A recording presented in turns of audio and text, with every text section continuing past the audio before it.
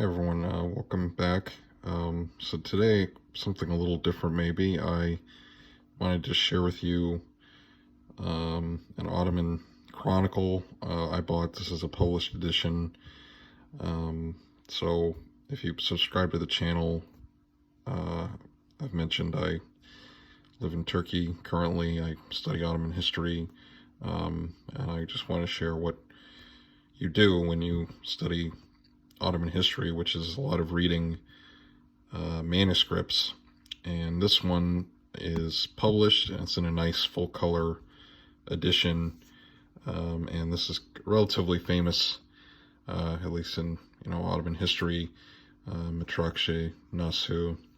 And this is the history of, or Sultan Bayezid's history. And Bayezid II, if you watched my video on the Ottoman Navy, I think I mentioned, he's really important because he really builds up the Ottoman Navy a lot and invests in sea power, which was really fundamental to Ottoman success. So it's nice and full color, and so this is taken from a physical, vellum or parchment. I'm not actually sure what kind of paper they used, manuscript. And it's got the text that's been translated or transliterated into Latin letters, modern Turkish spelling.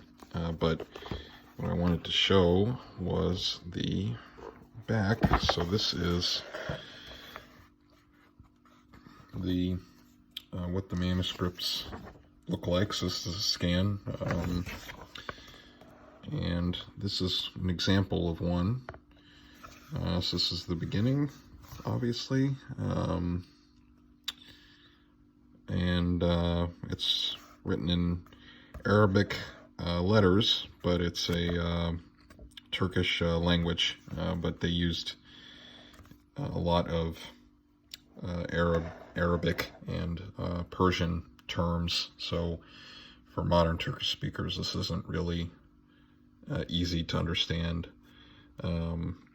And for myself, I have to sit with I'm not going to show it on camera, but I have two really big dictionaries that I have to use to read this. So, but this is the kind of thing you have to read. This is a pretty clean, easy to read manuscript.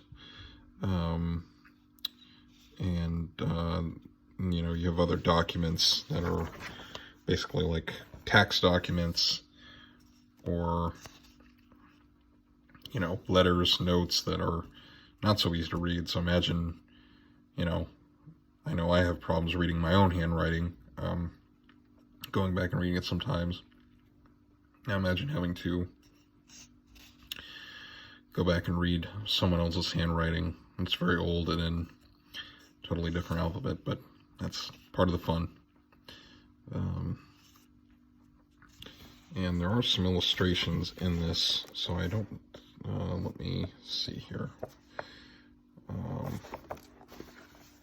We have, that's just the text, and then we have some nice, toward the middle, there's some, so we have some nice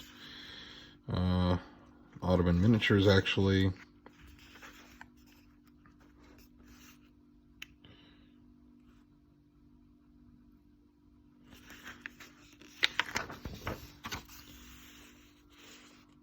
So these manuscripts were written, and some of them like this were really nicely illustrated. And they had kind of a different philosophy of art, so they wanted, when a lot of it was related to writing manuscripts like this, so they didn't really want to invest in really a lot of really detailed sort of figure work, like in concurrently. So Renaissance paintings, of course, everybody knows about that, very detailed and kind of scientific. But their illustration tradition was more about illuminating these sorts of books and kind of just expressing the idea of the thing being represented rather than getting a really exact kind of presentation of something. And I guess kind of it was similar in older, more medieval European manuscripts.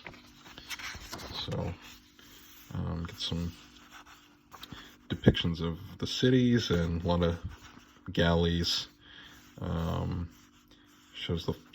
Gives you an idea of some of the fortifications too. That's interesting.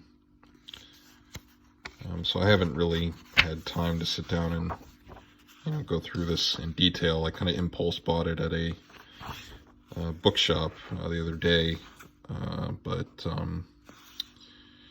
yeah. So this is the kind of thing I study, and I hope maybe one day I can probably take a look at this and read it in more detail. And not all these chronicles are sort of written in, are like nicely presented, and you have the original text. Some of them are kind of a little more boring, like this one, which is an interesting chronicle, but it's just, just the text.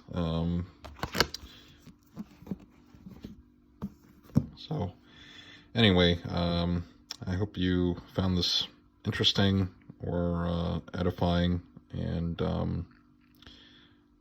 I hope you liked it, and I'll talk to you in the next video.